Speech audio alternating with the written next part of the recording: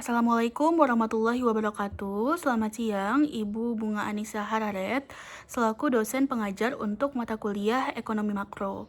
Mohon izin Ibu, perkenalkan saya Alia Diaul Haq dengan NIM 2503010212663. Dan pada kesempatan kali ini, saya akan mempresentasikan mengenai tugas untuk mata kuliah Ekonomi Makro dengan judul analisis perkembangan ekonomi Amerika Serikat untuk tahun 2022 sampai dengan tahun 2024. Nah, dalam presentasi ini saya akan membahas mengenai perkembangan perekonomian Amerika Serikat melalui beberapa indikator, yaitu PDB, inflasi, kurs, neraca perdagangan, ekspor dan impor, serta neraca pembayaran.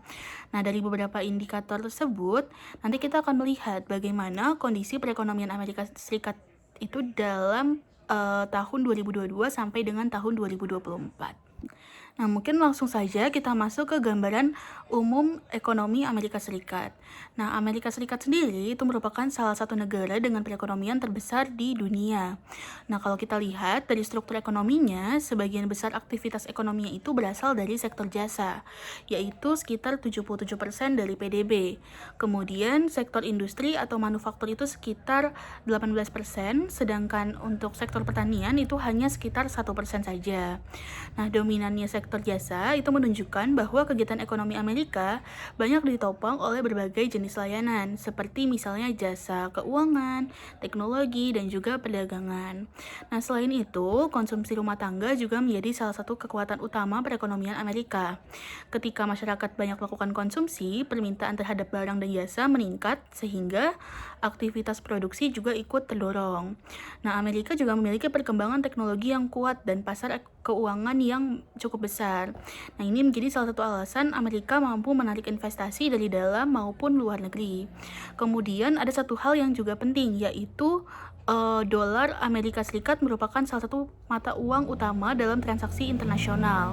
Nah, jadi dari awal sudah bisa kita lihat bahwa Amerika itu memiliki basis ekonomi yang cukup kuat. Nah, selanjutnya di sini kita akan melihat bagaimana kondisi tersebut berkembang selama tahun 2022 sampai dengan tahun 2024. Nah, selanjutnya kita masuk ke outlook perekonomian untuk tahun 2022 sampai dengan tahun 2024.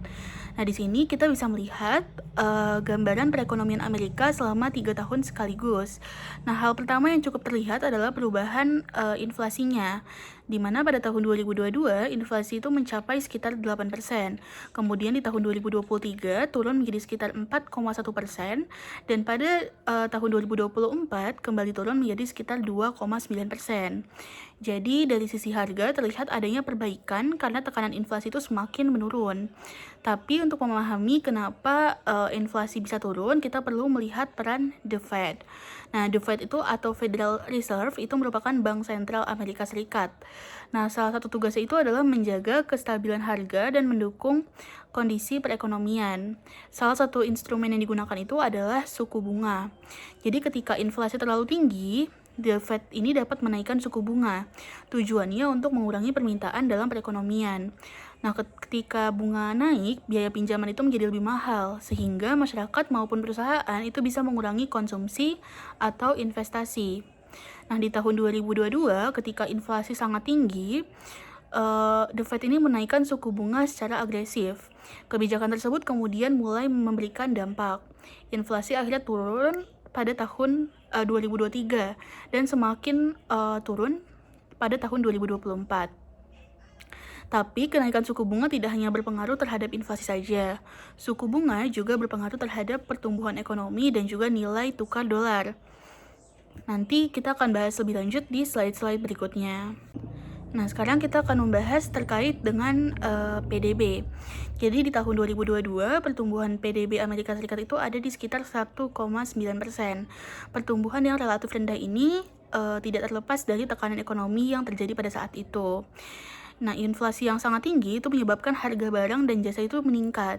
Jadi, daya beli masyarakat itu ikut tertekan karena dengan pendapatan yang sama, masyarakat harus mengeluarkan lebih banyak uang untuk memenuhi kebutuhannya. Nah, kemudian ada kebijakan The Fed tadi. Karena inflasi sudah terlalu tinggi, The Fed menaikkan suku bunga. Nah, kenaikan suku bunga ini membuat biaya pinjaman menjadi lebih mahal. Jadi misalnya masyarakat yang ingin mengambil kredit itu harus membayar bunga yang lebih tinggi, sementara perusahaan juga menghadapi biaya pembiayaan yang lebih besar. Akibatnya, konsumsi dan juga investasi bisa ikut melambat. Selain itu, ada juga perang Rusia-Ukraina yang menyebabkan harga energi dan pangan itu meningkat, serta gangguan rantai pasok yang masih terjadi. Jadi di tahun 2022 ini, beberapa tekanan tersebut terjadi secara bersamaan dan akhirnya membuat pertumbuhan ekonomi menjadi lebih lambat. Nah, kemudian di tahun 2023, kondisinya sudah mulai membaik. Pertumbuhan PDB meningkat menjadi sekitar 2,9%, di mana salah satu hal yang membantu adanya konsumsi rumah tangga yang masih kuat. Jadi, meskipun suku bunga tinggi, masyarakat masih melakukan konsumsi. Pasar tenaga kerja juga relatif stabil sehingga masyarakat di sini masih memiliki pendapatan. Selain itu, investasi terutama di sektor teknologi juga mulai meningkat. Jadi pertumbuhan ekonomi pada 2023 itu tetap terjaga karena konsumsi dan juga investasi itu masih mampu untuk menopang aktivitas ekonomi. Nah, kemudian di tahun 2024, perekonomian Amerika ini masih tumbuh cukup kuat.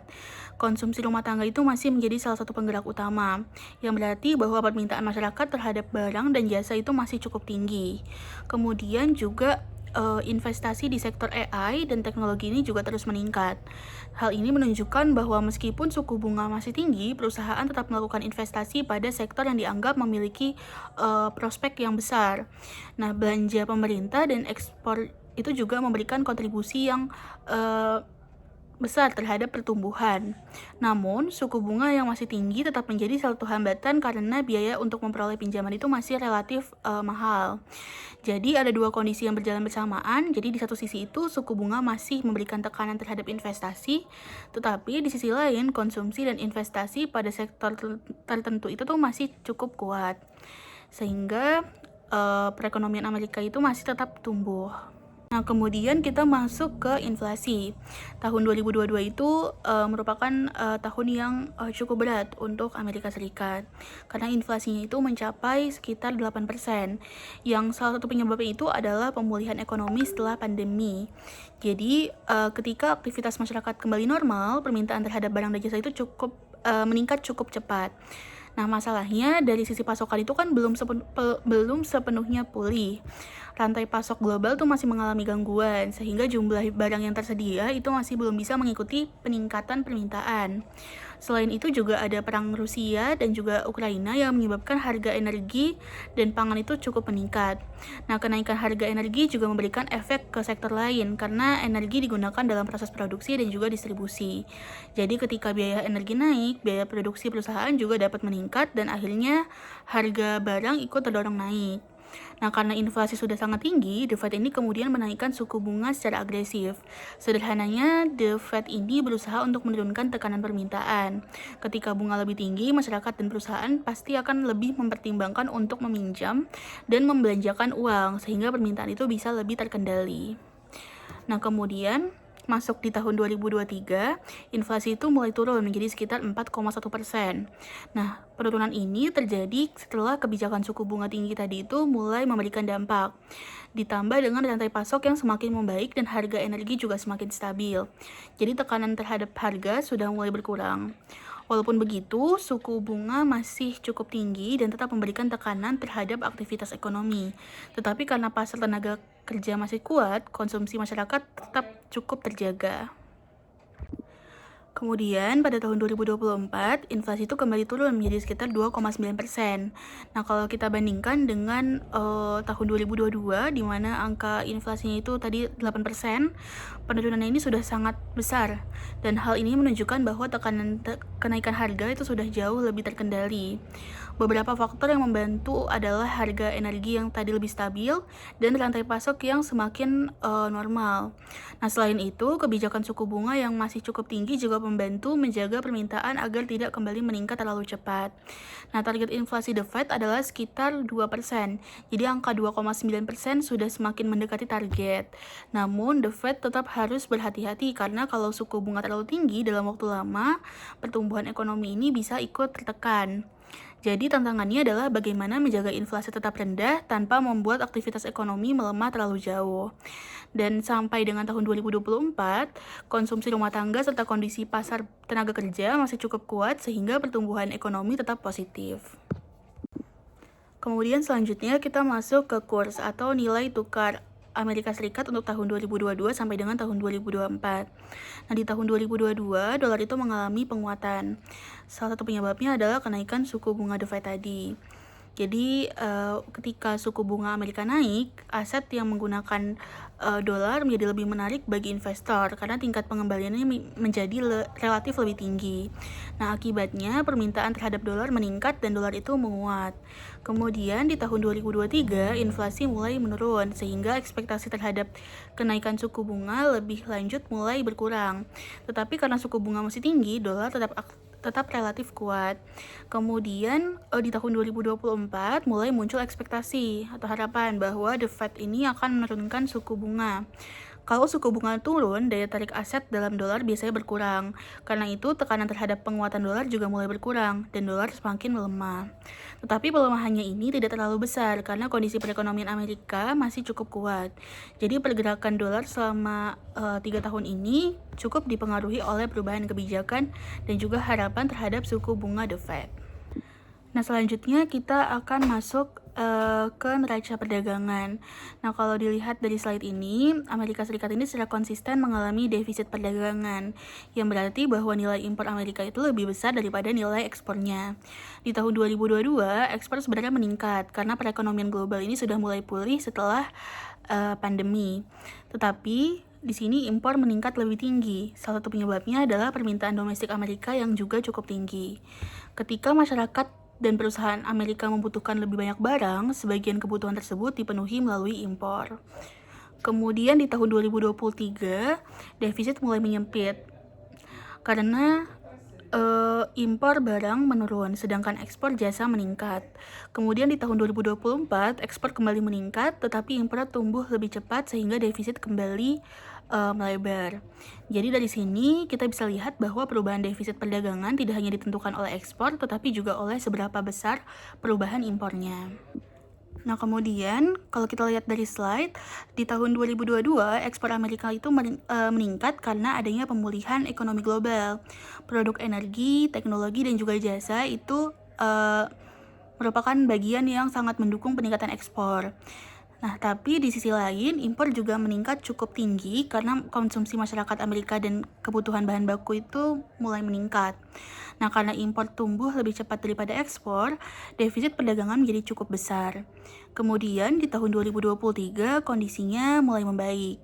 Impor barang menurun, sementara ekspor jasa seperti perjalanan dan juga layanan bisnis ini mulai meningkat. Harga energi yang lebih rendah juga membantu mengurangi nilai impor. Karena itu, defisit perdagangan menjadi lebih kecil.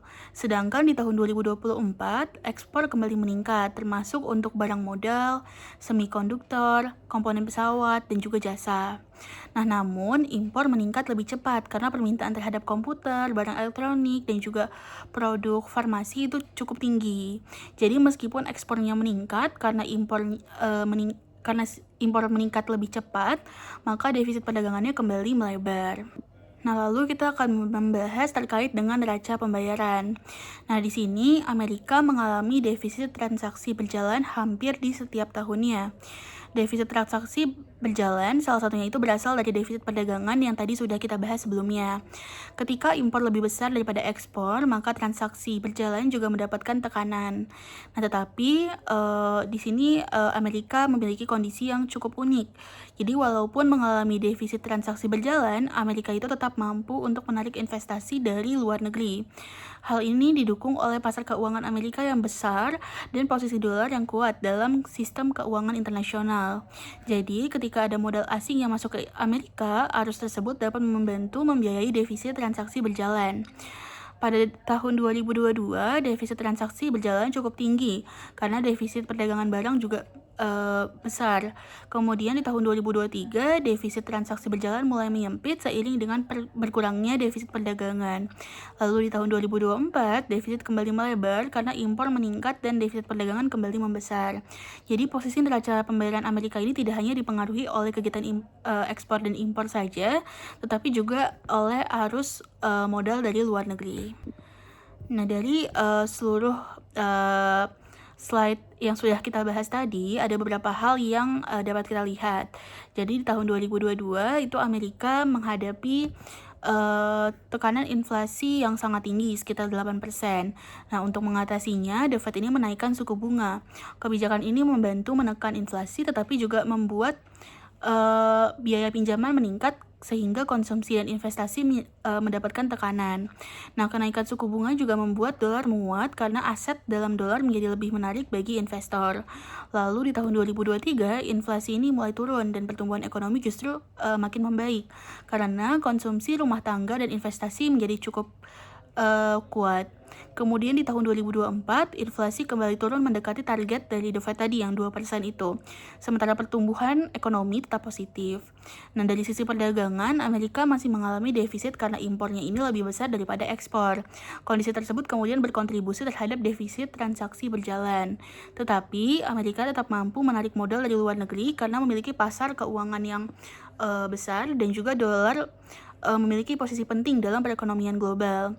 Jadi kalau dilihat secara keseluruhan, selama dari tahun 2022 sampai dengan tahun 2024, Amerika ini berhasil menurunkan inflasi secara bertahap sambil tetap mempertahankan pertumbuhan ekonomi yang positif.